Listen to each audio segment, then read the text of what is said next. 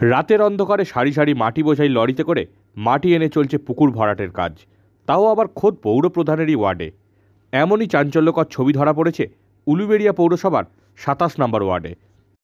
অভিযোগ, উলুবেড়িয়া পৌরসভার ২৭ নম্বর ওয়ার্ডের অন্তর্গত গঙ্গারামপুরে রাতের অন্ধকারে চলছে পুকুর ভরাটের কাজ।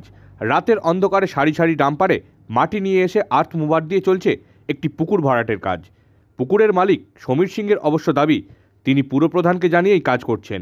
যদিও এ বিষয়ে উলুবেড়িয়া পৌরসভার চেয়ারম্যান অভয় দাসের সাথে ফোনে যোগাযোগ করলে তিনি অবশ্য স্পষ্ট জানান ওই ব্যক্তি সম্পূর্ণ মিথ্যে কথা বলছেন।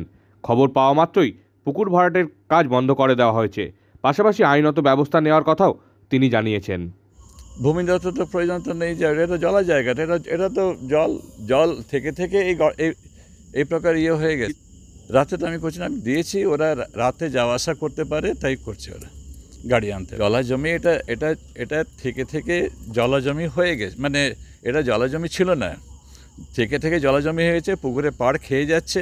এটা পুকুর নয়, পাড়গুলো খেয়ে যাচ্ছে, নষ্ট করে দিচ্ছে। তাই একটা অনুমতি আমরা খবর দিয়েছি যে আমাদের এখানে জলাভূমিটাকে আমরা, আমাদের এখানে যারা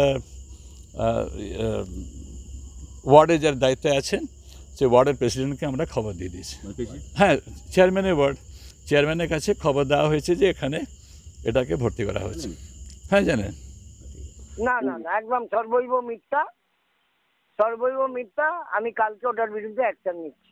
উনি যদি বলে থাকেন ওটা সর্বৈব মিথ্যা, উলুবেড়িয়া পৌরসভা কালকে ওর বিরুদ্ধে অ্যাকশন নিচ্ছে।